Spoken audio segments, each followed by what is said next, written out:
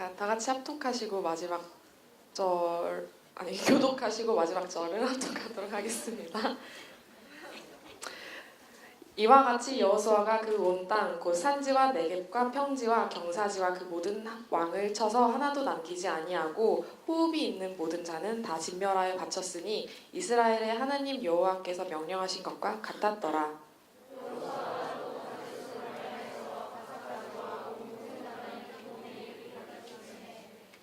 이스라엘의 하나님 여호와께서 이스라엘을 위하여 싸우셨으므로 여호수아가 이 모든 왕들과 그들의 땅을 단번에 빼앗으니라. 여호수아가 온 이스라엘과 더불어 길갈 진영으로 돌아왔더라. 볼까요? 말씀 제목입니다. 시작. 예, 좋은 마무리가 능력이다라는 제목으로 하나님 말씀 전하도록 하겠습니다. 여러분, 우리가 지금 여호수아서를 계속 보고 있는데요. 이 가나안 땅의 연합군과 전쟁에서 대승을 거둔 이스라엘은 그 기세를 몰아서 오늘 말씀해 보니까 나머지 싸움에서도 전부 승리를 거두게 됩니다.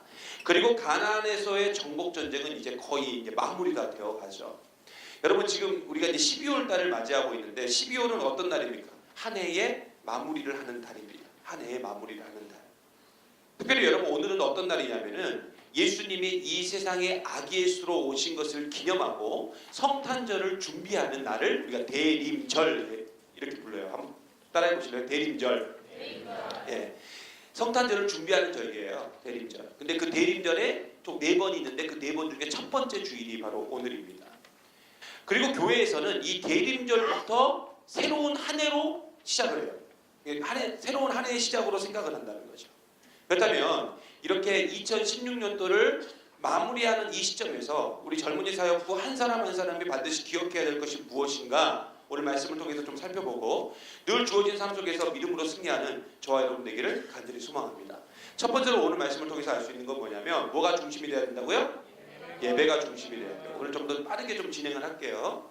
여러분, 여호수아서를 보면은 이스라엘 민족들이 전쟁을 하고 나서 습관처럼 하던 일이 있었어요. 전쟁이 끝나고 나면 습관처럼 하던 일이 있었는데, 바로 오늘 말씀 마지막에 43절에 우리가 같이 보았지만 뭐냐면 바로 길갈로 돌아갔다는 것입니다. 어디로 갔다고요? 길갈. 여러분, 이 길갈이라는 단어 낯설지 않죠? 네, 낯설지 않죠? 여러분, 그 이스라엘 민족이 전쟁이 끝나고 나면 길갈로 돌아가가지고 그 길갈이라는 곳에서 다시 재정비를 한 후에 다시 전쟁을 하러 나갑니다. 결국 이스라엘 백성들의 그 삶의 중심지가 당시 어디였냐면 바로 길갈이었다는 거죠. 길갈.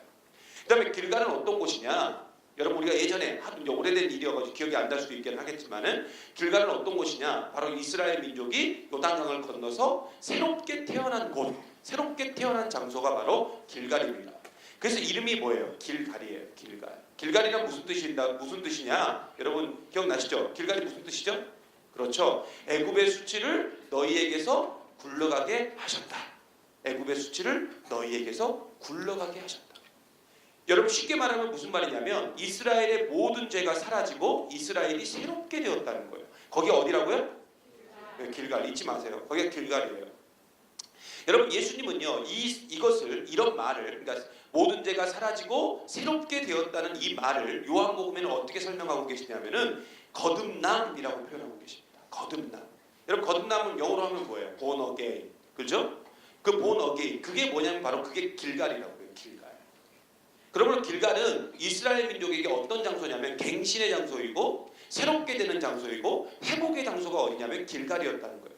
결국 이 말은 뭐냐면 길갈은 어떤 곳이냐? 바로 하나님을 만나서 새롭게 된 곳이니까 그 장소가 어떤 장소냐? 바로 이 장소예요. 예배하는 장소.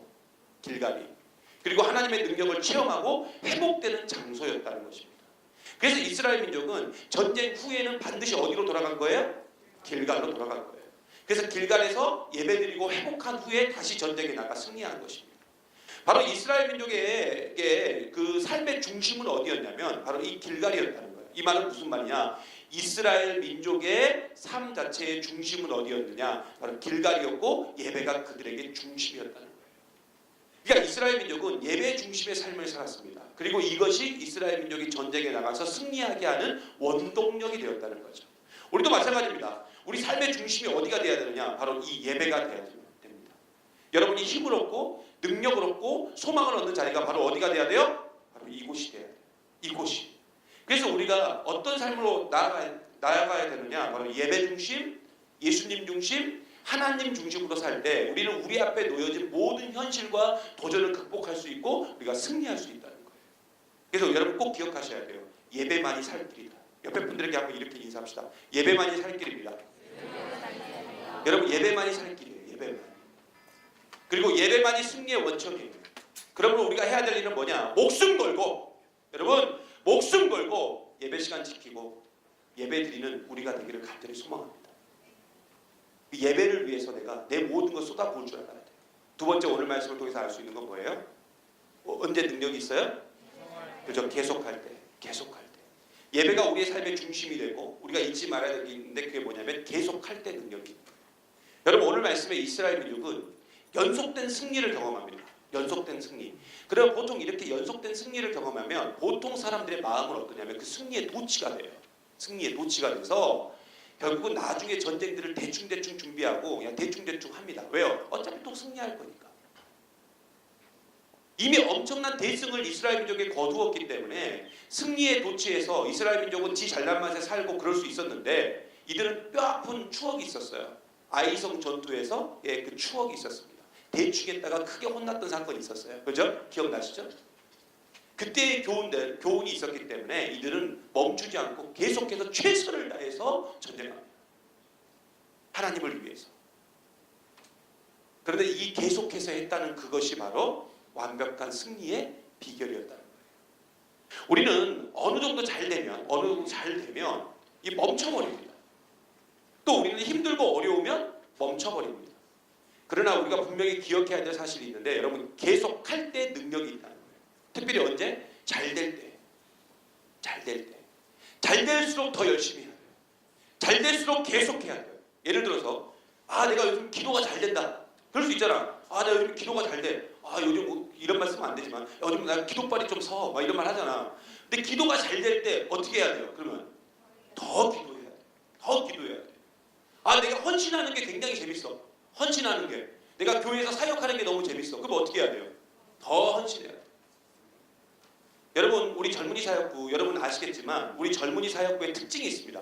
세 가지의 특징이 있어요. 첫째는 뭐냐? 강력한 예배. 그죠? 두 번째 강력한 기도. 세 번째 강력한 찬양. 네 번째 강력한 전도입니다.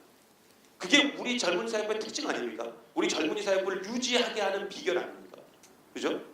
그래서 사실은 저는 원래 그래요. 저 시계 가려버리고 사실은 예배를 한 4시, 5시까지 들었으면 좋겠어. 그래도 모자랄 것 같다. 저녁까지 계속 중간에 밥 먹고 싶으면 나가서 먹고 오라고 그러고 계속 들었으면 좋겠어. 제 소원은 소식이 그래요. 그래도 솔직히 우리가 그렇게 예배를 오랫동안 드려도 사실은 밖에 나가서 일주일을 살면 어떻게 돼요? 또 지거든요.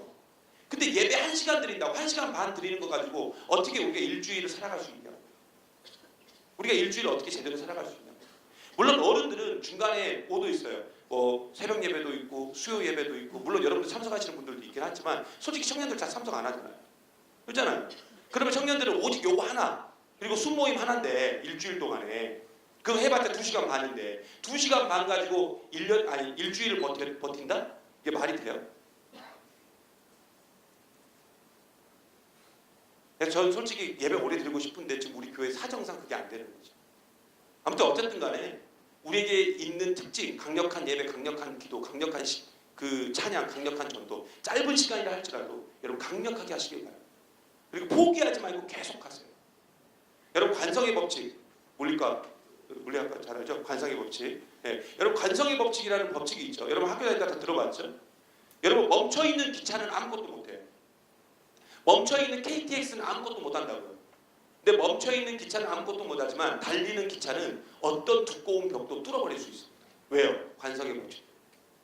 그러므로 여러분 뭐든지요. 한 번 시작한 일은 절대로 멈추지 말고 계속 하시기 바랍니다. 특별히 신앙적인 일은 더 그렇게 해야 돼요. 절대 멈추지 마세요. 끝까지 예배드리고 끝까지 기도하고 끝까지 찬양하고 끝까지 전도하십시오. 끝까지라는 것은 무슨 말이에요? 열매 맺을 때까지. 그리고 그렇게 끝까지 계속 움직일 때 그때 능력이 생기는 거예요. 이런 관성의 법칙을 좀 기억하고 항상 쉬지 말고 범사에 우리가 그렇게 계속할 때 우리가 승리를 얻게 된다는 것입니다. 그리고 이것은 단순히 신앙적인 부분만 해당되는 게 아니에요. 우리 인생의 전 부분을 다 해당되는 이야기입니다. 여러분 뭐든지 한번 시작했으면 끝을 보십시오. 끝을 보세요. 대충 하다가 안 될 것 같으면 포기하지 말고 끝을 보세요. 좋아하는 자매가 있어요. 끝을 보세요. 어? 그 자매한테 나는 참 안타까운 게 뭐냐면 물어보지를 못해. 이게 무슨 말인지 알아요? 내가 예를 들어서 어떤 자매를 좋아해. 내가 어떤 자매를 좋아하는데 그럼 어떻게 해야 돼요? 물어봐야 될 거 아니야. 내가 너를 좋아한다고. 너도 나 좋아해? You love me? 이렇게 뭐 이렇게 물어봐야 될 거 아니야. 근데 어떻게 해? 그냥 속으로만 깡깡 알아. 깡깡. 그러면 이 끙끙한 걸 이제 결국 힘드니까 누구한테 얘기해? 친구한테 얘기해. 그러면 친구가 어떻게 해? 이렇게 전해줘. 야 누가 너를 좋아한대. 그러면 이 기분 나쁘지 여기서는. 직접 와서 말하라고 그래. 그래도 알았어. 직접 말했는데 난 너 싫어. 뭐 이렇게 하면 그때는 알 거 아니야. 얘 여기는 아니구나. 근데 이걸 안 한다고. 가슴에만 담아둬. 그러니까 무슨 열매가 있어. 근데 혹시나 가슴에 담아뒀다가 용기 내서 말해야지 말했는데 나도 원래부터 너 좋아했어. 그러면 어떻게 되는 거야? 사귈 수 있는 거죠. 근데 그런 것도 물어보지도 않고 혼자서 다 어떻게 하는 줄 알아요? 혼자 시작하고 혼자 정리하는 거예요. 여러분 안에 그런 사람들이 엄청 많이 있어요. 그거 가지고 저한테 상담하는 사람이 많아. 늘 얘기하는 거죠. 가서 이야기하라고. 여러분 어떤 것이든 간에 좀 끝을 보시길 바랍니다. 끝을 볼 때까지 멈추지 말고 포기하지 말고 그렇게 나아갈 때 그때 우리는 승리할 수 있는 거예요. 그리고 이렇게 계속하는 사람이 결국 열매를 맛보고 끝을 볼 수 있는 거죠. 그리고 끝을 볼 때까지 끝까지 달려가는 저와 여러분 되기를 간절히 소망합니다. 마지막으로 오늘 말씀 통해서 알 수 있는 건 뭐냐면 죄는 어떻게 해야 된대요? 근본부터 차단해야 돼요. 여러분 하나님은 가나안 땅을 이스라엘 민족에게 주시면서 가나안 땅에 원래 살았던 원주민들을 다 제거해버리라 라고 명령하셨어요. 그리고 오늘 말씀해 보니까 이스라엘 민족은 그대로 실천합니다. 그렇다면 왜 하나님은 이런 무시무시한 명령을 내리셨을까요? 자, 예를 들어서 그런 일이 있으면 안 되지만 암에 걸린 사람이 있습니다. 암에 걸린 사람이 있는데 그렇다면 우리가 암에 걸렸다는 걸 알면 이제 어떻게 해야 돼요? 그래서 치료받아야 돼요. 병원에 가서 수술을 통해서 그 암을 제거해야지만 합니다. 그게 정상인 거예요. 근데 예전에 막장 드라마 주인공의 대사처럼 암도 나의 일부라서 사랑해줘야 한다. 이렇게 한다면 그 미친 사람이죠. 그렇죠? 결국 하나님이 이스라엘 민족에게 가나안 땅에 살던 사람들을 멸하라고 한 것은 뭐냐면 가나안 사람들과 함께 있으면 이스라엘 민족이 죄를 지을 수밖에 없기 때문에 그랬던 거예요. 그래서 죄의 근본을 다 제거하고 하나님의 나라를 가나안 땅에 세우기를 원하셨기 때문에 가나안 땅에 사는 모든 그 민족들을 다 멸하라고 하나님이 직접 명령하신 것입니다. 당시 가나안 땅에 살던 민족들은 엄청난 죄를 지었어요. 우상숭배, 성적 타락 이런 건 기본이고 윤리적으로 도덕적으로 엄청난 죄를 지었습니다. 통제불능의 상태로 살아가던 사람들이 누구였냐면 가나안 땅 사람들이었어요. 그래서 하나님은 이스라엘이라는 도구를 통해서 가나안 땅 사람들을 다 멸절시키고 그곳에 하나님 나라를 세우기를 원하셨던 것입니다. 그런데 나중에 우리가 사사기를 보면 잘 알 수 있겠지만은 이스라엘 민족은 그 명령을 지키지 않습니다. 명령을 지키지 않고 가나안 땅 민족을 다 제거하지 않습니다. 그래서 나중에 어떻게 된 줄 아세요? 이스라엘 민족이 가나안 사람들처럼 똑같이 돼버려요. 그리고 죄에서 타락해버립니다. 여러분 지금 혹시 여러분의 신앙과 그 믿음을 공격하는 죄의 유혹거리들이 다 있을 겁니다. 그렇죠? 그렇다면 여러분 단호하게 제거하십시오. 그리고 단호하게 차단하세요. 하나를 양보하면 우리는 전부를 내줄 수밖에 없어요. 이스라엘 민족이요. 나중에 가나안 민족들처럼 살게 된 것은 그들이 쫓아낼 힘이 없어서 안 쫓아낸 게 아니에요. 그들이 왜 가나안 민족들을 제거하지 않은 줄 아세요? 그들처럼 살고 싶어서. 그들처럼 똑같이 성적 타락, 윤리적 타락, 도덕적 타락 그렇게 살고 싶어서 우상 숭배하고 싶어서 안 쫓아냈던 거예요.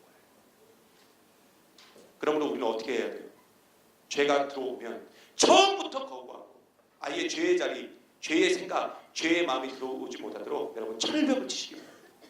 괜히 남자한테 여자한테 철벽 치지 말고 죄에다가 철벽을 치세요. 그 철벽을 치고 끊어버릴 때 우리는 그때 승리하게 될 줄 믿습니다. 여러분 말씀 마칠까 합니다.